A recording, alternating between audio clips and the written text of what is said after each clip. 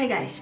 So recently I have stumbled upon something that I was really surprised that I haven't seen before, and it was called post-traumatic growth, which is said to kind of be a benefit or something to look forward to after you had post-traumatic stress disorder or just a really traumatic experience in your life. And I don't think that it's an actual scientific term and that it has been really properly studied, but it has a Wikipedia page on it, and what it says to be is that when a person experiences some really traumatic episode in their life, or if a person goes through a really hard period in their life, they seem to overcome it, and after that become kind of more invested in life and experience life to a deeper level and have a greater appreciation of many things and have deeper, more profound relationships and many other benefits. And it is based on many self-reported cases and many people who just tell their personal experiences about it. And I think that it's first of all a really cool thing. So when you have something happen to you and then it's not only bad, you don't only get to have post-traumatic stress disorder, but you also get to grow as a person and get a bigger perspective on life. And I think that it's pretty obvious and self-explanatory. I mean, we see it so much in books and movies that people go through some hard stuff and then they come out of it with a greater understanding of something, with a greater appreciation of life. So that when I was reading it, I was thinking, like, isn't this really so obvious? Why would you even make a big deal of it? Because I mean, it's kind of really self-explanatory to me. But then I also started thinking that I don't know if it's really measurable scientifically, because it's just the self-reports from the people who experienced something, and you don't really know what kind of a person you would be if you didn't have the experiences that you had. So it's really hard to tell if the growth is due to the trauma and the stress, or if the person would grow because of it anyway. But I think that in many cultures, this growth due to some obstacles or hardship that you had to endure is really well known, that for some people it seems really self-explanatory, like for me. And that brought me to thinking about something that I have been fascinated with for a while, and it is Joseph Campbell's monomyth theory, or the hero's journey, I think the book is called. I will put a picture of it on the screen and you can press pause and look at it in more detail. But the thing is that Joseph Campbell made a research on many myths and stories and how the plots are created, and that they all have a lot in common in books like Harry Potter or Lord of the Rings or even Disney movies. And also it can be applied to many situations in your life, because I will go shortly through the stages and tell you a little bit about it, and you will see that you can relate your own life to what is being described here. There is said to be the ordinary world, a real, like, normal life that you're leading, and then the special world. And the hero's journey is going from the ordinary world to the special world, and then going back to the ordinary world with something that they gained during this journey. And I will read from my phone, so excuse me looking down. So there is said to be 12 stages of the hero's journey, but also some stages can be repeated, some stages can be skipped, but in most movies the plot will look like this in many books. And also you can definitely think of a period or two or even more in your life when you sort of had the same thing. It can be some inner demons that you have to face of yourself. It can be some problems that you don't want to dig up but then you're forced to. It can be a relationship that is hard but it teaches you something, so you can apply it to many things in your life, and I think that is pretty cool.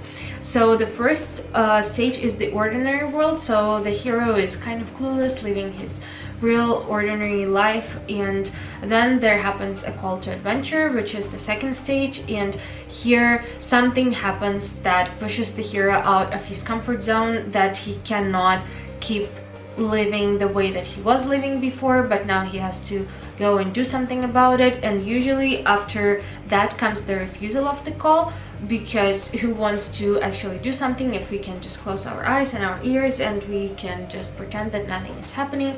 And this is what usually happens, not every time, but usually the first call to adventure is being refused by the hero. And in your personal life, it can be ignoring some problems that are coming up repeatedly and you just don't want to pay attention to them. Stage number 4 is meeting the mentor. So it doesn't necessarily have to be a person that you know personally. It can be like a superhero that you admire, it can be a personality on TV or whatever, just someone who inspires you and who you consider to be your mentor. You don't necessarily have to know them in person. For religious people, it I think can also be God or Jesus or whatever you believe in. And after that, the mentor sort of guides the hero to the other world, to the special world, and a lot of times it's the underworld or the world of the dead or some really dark place. And like many psychologists, starting with Carl Jung, said that you have to look where you least want to look to find what you most want to find. So the hero basically needs to go somewhere not really pleasant to find something that he really needs in order to make his life better. So then stage number 5 is crossing the threshold, and the hero crosses the threshold from the ordinary world to the special world. Usually it comes with some adventures and stresses. Then stage number 6 is tests, allies and enemies. So he gets to go through some tasks, or maybe if it's about you and your personal journey, it's maybe digging up some stuff from the past or from the present that you're not really happy with, and just meeting the inner demons or the outer demons or whatever. There is some sort of confrontation. And usually you also have people who help you. It can be a friend, it can be a lover, it can be your parents, it could be basically anything. And then stage number 8 is the ordeal, or the supreme ordeal. So it can be a very dangerous physical test, or it can be a test to your mental strength. It can be basically anything, just something that requires all of your inner stamina, energy, and just something that makes you really toughen up and just give it your all and go through with it. And then after that comes the reward, stage number 9. It is also called seeking the sword. So after meeting the main villain or the enemy and defeating them, the hero overcomes death in a way, and he is transformed into something bigger and greater than he used to be. So this is the stage where you seize the hardship and all the stress and trauma that you had to endure in order to get there. And after that, there is the road back, step number 10. So the hero travels back to the ordinary world, or to at least the border to the ordinary world. It's sort of like a, downward path from the big fight. So now you've got the sword, you are a bigger person, you know something that you didn't know before, and this is what the facing the enemy or going to the underworld taught you. And I think this kind of resonates with what I was talking before about post-traumatic growth. Then step number 11 comes the resurrection, where the hero comes back to the ordinary world, but being the bigger person that he is now and knowing the things that he didn't know before. So now he can start a new life with more depth to it, and with more knowledge than he used to have. And number 12 is return with the elixir. You're back to your regular life. You now have the knowledge that will make this regular life much better. And you can also start helping other people with that. Usually it just means that you don't have the problems that forced you to go in the underworld in the first place. So I think that it's a pretty cool concept, and this reward can be real or metaphorical. And I mean, I think that everyone kind of decides for themselves what their reward is, and I think it's very personal from one to another, and also it's kind of universal. As I said, some steps can be missed, some steps can be repeated. I think that this goes kind of in cycles. So you have your normal periods of life, and then something horrible happens and you have to deal with it, and then you learn something from that, and then you return to your normal life, but now you're stronger and wiser because you had to go through something that you didn't like, and then it toughens you up, and now you're facing more challenges with greater strength and wisdom, and you're just a generally cooler person for that.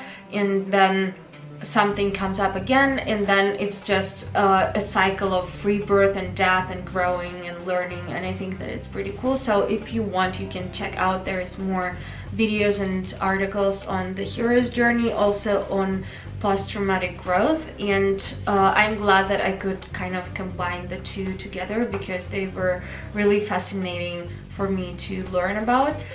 So I hope that you enjoyed the video, and I hope that you're having a nice week, and I love you very much. Be nice humans, and see you in the next video.